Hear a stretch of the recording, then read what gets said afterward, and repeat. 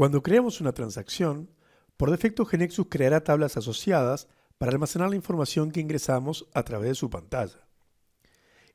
Pero GeneXus ya nos ofrece una solución para inicializar los datos correspondientes a una transacción. Para ello, la transacción cuenta con una propiedad bajo el grupo Data llamada Data Provider. Veámoslo con la transacción Category. Por defecto está en False, pero la pasaremos a True. Con esto le estamos diciendo que existirá un Data Provider asociado, y en esta nueva propiedad le informamos que lo usaremos para inicializar los datos de la tabla. Así, vemos al grabar que se creó un objeto del tipo Data Provider al que se llamó Category Data Provider. Además, si no hubiéramos tenido en True la propiedad Business Component de la transacción, la hubiera puesto en True, haciendo que se cree el Business Component asociado a la transacción. Si abrimos el Data Provider, podemos ver que ya nos ofrece el código para que simplemente completemos los datos de las categorías.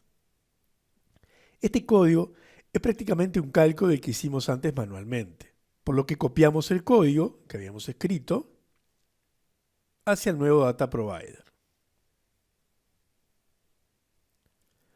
Con esto, ya hemos definido cómo el Data Provider asignará valores a las nuevas categorías que se crearán. Lo que no hemos razonado aún es el momento en el que se invocará a este Data Provider para que realice la tarea. Si lo pensamos, el momento adecuado será cuando se crea la tabla en la base de datos. Sin embargo, para no sobrecargar el proceso de creación de las tablas, GeneXus diferirá la ejecución del Data Provider hasta el momento en que se ejecute la aplicación, que será el momento en el que verdaderamente necesitamos que estén los datos en la tabla. Pero en nuestro caso, la tabla ya está creada y no tendrá datos porque los vamos a eliminar. En la aplicación presionamos Remove Data y con eso se eliminan los datos de Category y de Attraction. Sin embargo, como acabamos de habilitar la inicialización de los datos de la transacción, en la próxima ejecución, GeneXus va a proceder a ejecutar el Data Provider. Observemos que si la tabla ya tuviera datos en ese momento, debido a que tenemos el identificador como AutoNumber, lo que hará será agregar nuevos registros. Es decir, no importa si ya existía una categoría Museum, insertará otra. No es nuestro caso, ya que tuvimos la precaución de vaciar la tabla antes.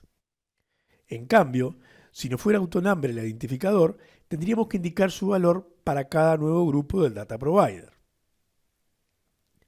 Y si ya existieran en la tabla registros con los valores que estamos agregando, se los actualizará. Es que al intentar hacer la inserción vía Business Component, encontrará la clave duplicada y allí lo que hace es un update. Por eso, en este ejemplo, cambiaría el valor del nombre de la categoría Museum por esta otra con muchas M's. Bien, para probar con datos la transacción Attraction, haremos lo mismo que hicimos antes con Category. Ejecutemos lo hecho hasta ahora. F5. Veamos que el listado de navegación informa que deberá correrse el programa de inicialización de la tabla Category y también de la tabla Attraction. Y vemos en la ejecución que efectivamente corrió esos programas y volvemos a tener datos en las tablas. Observemos los identificadores. Recordemos que son autonumerados. Ahora bien, si ahora o más adelante necesitamos modificar el Data Provider de inicialización, agregando, por ejemplo, una categoría que no habíamos contemplado inicialmente, al hacer F5, GeneXus se dará cuenta de que cambió el Data Provider y volverá a ejecutarlo. Pero al hacerlo, como ya existían las categorías Museum, Monument y Tourist Site en la tabla, con IDs autonumerados, entonces volverá a insertarlas con nuevos IDs, además de insertar la nueva.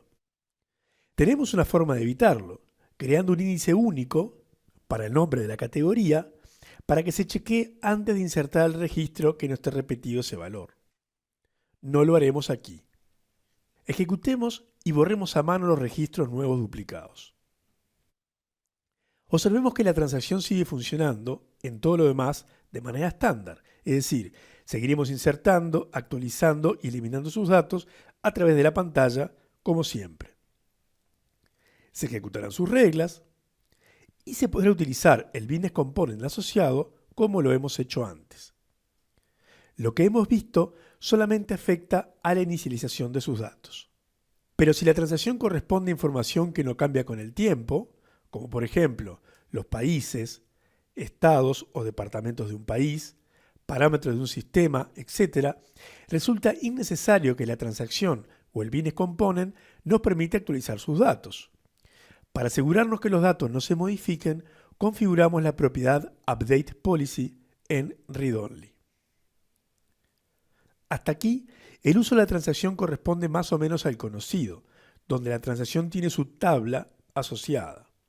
Pero tenemos otros casos en los cuales los datos de la transacción se obtienen de otras fuentes, que pueden ser consultas complejas a la base de datos que incluya ir a buscar la información a varias tablas o consultas a otras bases de datos, etc. En este caso, la transacción no tendrá esa tabla asociada. El data provider es quien se encarga de obtener esos datos. Para especificar este uso, a la propiedad useTo le configuramos el valor retrieveData. A estas transacciones se les llama transacciones dinámicas. En conclusión, para poblar de datos una tabla, no lo haríamos en forma manual como hicimos en el video anterior, sino utilizando la propiedad data provider de la transacción.